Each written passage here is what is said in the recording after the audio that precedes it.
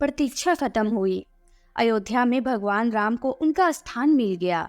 रामलला की प्राण प्रतिष्ठा हो गई। अयोध्या को लेकर आपके मन में कई सवाल होंगे। हमारे दादा परदादा और उनके परदादा के दौर में अयोध्या की क्या कहानी रही होगी?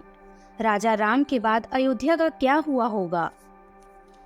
इन सब सवालों के जवाब जानने के लिए हमें कई वर्षों नहीं बल्कि कई युग पीछे जाना होगा, क्योंकि श्री राम मंदिर की नींव तो उसी समय रखी गई थी। तो चलिए घड़ी की सुइयों को पीछे घुमाते हैं और जानते हैं राम की नगरी अयोध्या की कहानी। वाल्मीकि रामायण में स्पष्ट रूप से लिखा है कि श्री राम का जन्म अयोध्या में महाराज दशरथ के पुत्र के रूप में हुआ था। सरयू नदी के तट पर बसे अयोध्या नगर की स्थापना रामायण के अनुसार विवस्वान के पुत्र वैवस्वत मनु महाराज ने की थी। इसके बाद वैवस्वत के पुत्र इक्ष्वाकु ने इसे अपने साम्राज्य कौशल देश की राजधानी बनाया। इसका पौराणिक नाम साकेत भी था। राजा दशरथ ने अयोध्या पर 60,000 वर्षों तक और श्री राम ने 11,000 वर्षों तक राज्य किया। फिर भगवान श्री राम ने प्रजा सहित जल समाधि ले ली। मुख्य अयोध्या का जो राज्य था वो श्री राम के ज्येष्ठ पुत्र कुश को मिला। श्री राम के दूसरे पुत्र लव और श्री राम के अन्य भाइयों का वंश बहुत अधिक दिन तक नहीं चले, किंतु कुश का वंश बहुत लंबा चला। कहा जाता है कि जब श्री राम ने जल समाधि ले ली तो अयोध्या उजड़ सी गई, लेकिन कुश ने इक्ष्वाकु वंश को बहुत अच्छे से संभाला। उन्होंने ही सर्वप्रथम अयोध्या में श्री राम का मंदिर बनवाया। तो आज हम जिस मंदिर की बात करते हैं उस मंदिर की नींव त्रेता युग में ही श्री राम के ज्येष्ठ पुत्र कुश ने रखा था। कुश के पश्चात 31 पीढ़ी तक अन्य राजाओं ने कौशल साम्राज्य पर शासन किया और अयोध्या कौशल देश की राजधानी रही। श्री रामचंद्र से लेकर द्वापरकालीन महाभारत और उसके बहुत बाद तक हमें अयोध्या के सूर्यवंशी और इक्ष्वाकुओं के उल्लेख मिलते हैं। इसके बाद इस वंश के राजा बिरधर हुए जो महाभारत के युद्ध में कौरवों का प्रतिनिधित्व करते हुए अभिमन्यु के हाथों मारे गए। महाभारत के युद्ध के बाद एक बार फिर से अयोध्या वीरान और उजड़ सी गई, लेकिन उस दौर में भी श्री राम जन्मभूमि का अस्तित्व सुरक्षित था। भविष्य पुराण के अनुसार उज्जैन के राजा विक्रमादित्य ने दूसरी बार उजड़ चुकी अयोध्या मंदिर का निर्माण करवाया। धर्म ग्रंथों के अनुसार राजा विक्रमादित्य विष्णु के परम भक्त थे। एक बार जब राजा विक्रमादित्य अयोध्या पहुंचे तो इसी मंदिर के निकट उन्होंने विश्राम किया।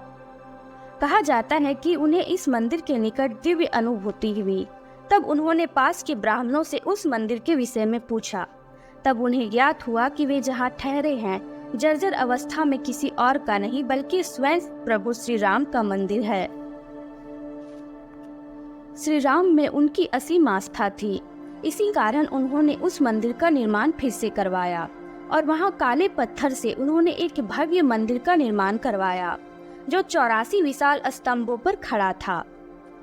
गुप्तकालीन समय के महाकवि कालिदास ने भी अयोध्या राम मंदिर और उसके पौराणिक इतिहास के बारे में अपने महाकाव्य कालजेयी रघुवंशम में कई बार जिक्र किया है।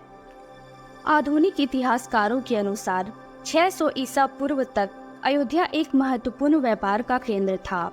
इस जगह को अंतर्राष्ट्रीय पहचान 5वीं शताब्दी में तब मिली जब ये प्रमुख बौद्ध केंद्र के रूप में विकसित हो गया था।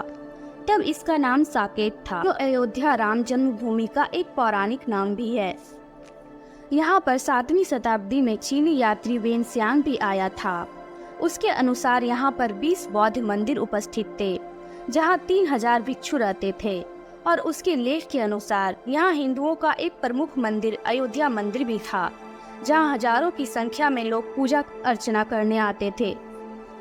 इतिहासकारों से यह भी पता चलता है कि 12वीं शताब्दी में मोहम्मद गौरी के आक्रमण के समय कन्नौज के राजा जयचंद भी यहाँ पर आए थे। उन्होंने मंदिर से राजा विक्रमादित्य का नाम निकालकर अपना नाम लिखवा दिया।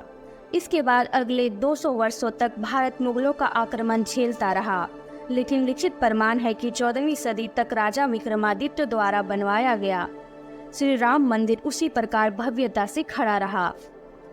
14वीं शताब्दी तक इब्राहिम लोदी के शासन काल तक इस मंदिर के होने का प्रमाण मिलते हैं।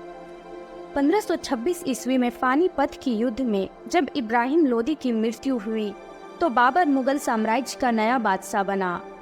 बाबर की सत्ता में आते ही इस मंदिर को तोड़ने की कई अभियान चलने लगी। 1528 में बाबर के सेनापति मीर बाकी ने अयोध्या मंदिर को ध्वस्त कर दिया और उसकी जगह मुगल बादशाह बाबर के सेनापति मीर बाकी ने मस्जिद नुमा ढांचे का निर्माण कर दिया। इस घटना के बाद हिंदुओं में आक्रोश की लहर फैल गई और कई हिंदू राजाओं और वीरांगनाओं ने राम मंदिर के लिए मुगलों से युद्ध किया और अपने प्राणों को न्यौछावर कर दिया। यह कर्म अकबर के काल तक चलता रहा। बार बार होते युद्ध और विनाश से अकबर बहुत घबरा गया और उसने बीरबल और राजा टोडरमल के कहने पर उसने मस्जिद के बगल में राम मंदिर का छोटा सा टेंट नुमा मंदिर बनवा दिया। उसके पुत्र जहांगीर और पोते शाहजहां ने हिंदू विद्रोह फिर से शुरू होने के डर से उस राम मंदिर को वहीं रहने दिया। 1658 ईस्वी में औरंगजेब का शासन आया तो उसने अपने पिता को बंदी बनवाकर उनकी गद्दी पर कब्जा कर लिया। उसने अपने पूर्वज बाबर की प्रतिष्ठा का प्रश्न मानकर फिर से राम मंदिर को तोड़ने का प्रयास किया और इसी क्रम में वह बार बार अयोध्या पर आक्रमण करने लगा और वहां के बहुत सारे हिंदू मंदिरों को नष्ट कर दिया। 1660 ईस्वी में उसने उस मस्जिद नुमा ढांचे को एक मस्जिद का रूप दिया और उसका नाम बाबरी मस्जिद दिया। इसके बाद समय समय पर इस स्थान पर मंदिर निर्माण का आंदोलन चलता रहा। साल 1853 ईस्वी में अंग्रेजों के शासन के दौरान पहली बार विवादित राम मंदिर और बाबरी मस्जिद को लेकर आसपास दंगे हुए। सन 1859 ईस्वी में अंग्रेजों ने इन विवादों को रोकने के लिए मुसलमानों को मस्जिद के अंदर और हिंदुओं को राम मंदिर चबूतरे में पूजा अर्चना की अनुमति दे दी। सन 1885 में निर्मोही अखाड़ा के महंत रघुवर दास ने राम चबूतरे की कानूनी हक लेने के लिए कोर्ट में अर्जी डाली। इस जगह पर उन्होंने मंदिर बनाने को लेकर कोर्ट से मांग की, लेकिन इस अर्जी को साल 1886 में खारिज कर दी गई।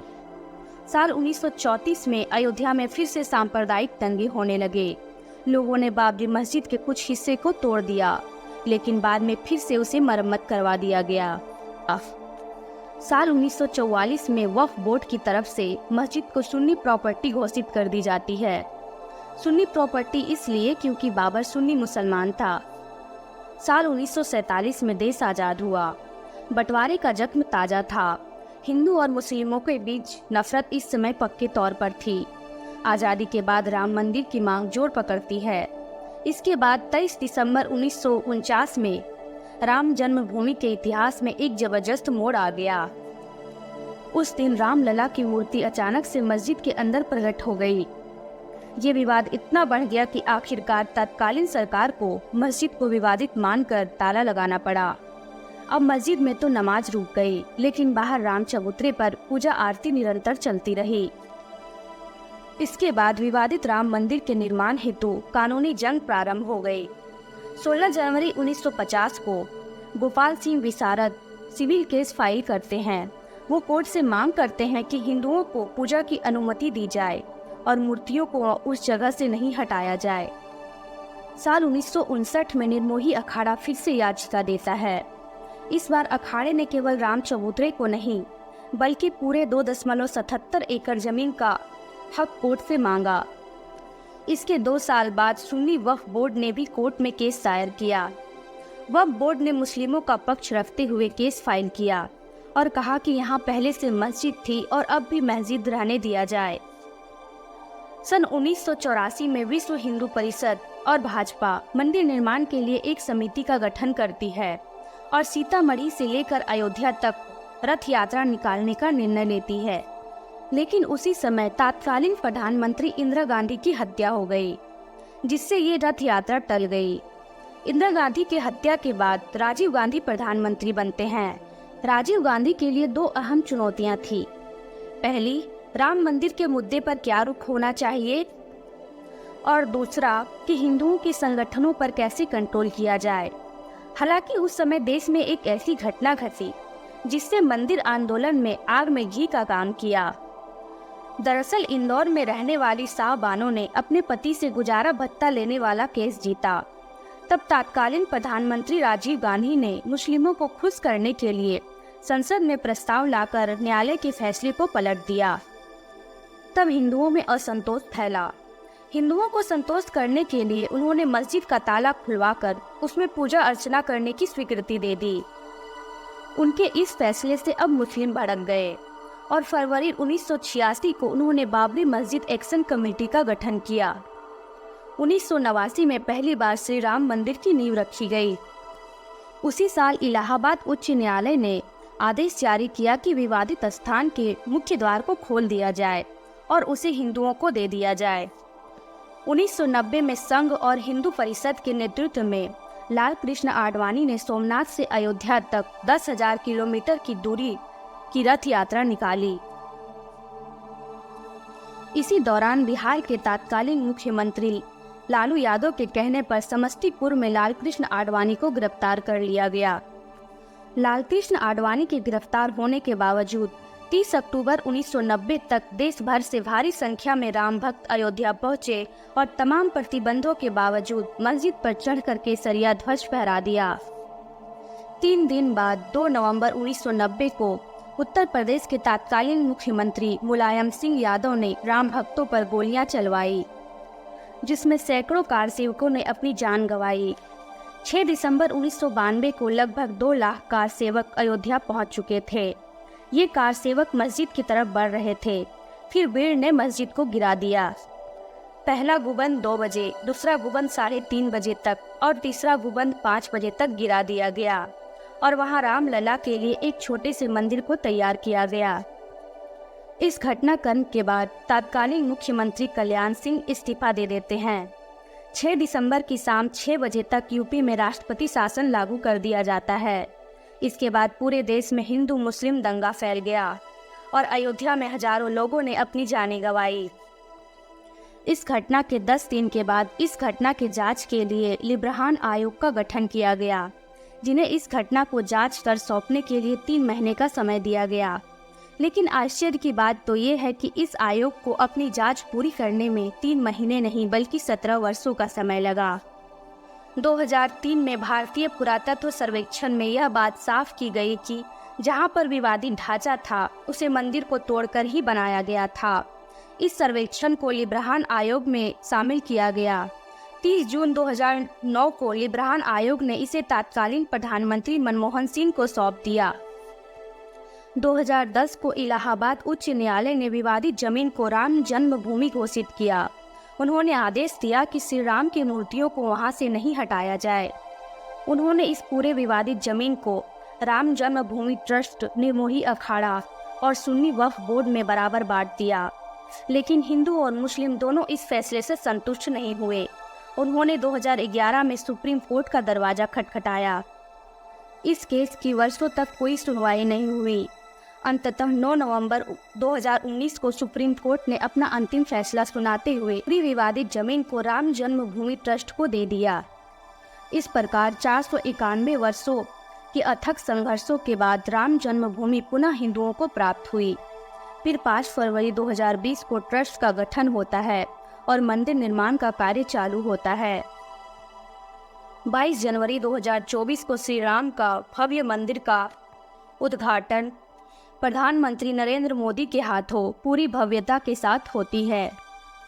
तो दोस्तों, हमें ये कभी नहीं भूलना चाहिए कि आज जो हमें राम मंदिर देखने का सौभाग्य प्राप्त हुआ है, उसके पीछे 491 सालों का अथक संघर्ष और लाखों हिंदुओं के प्राणों का बलिदान छिपा हुआ है।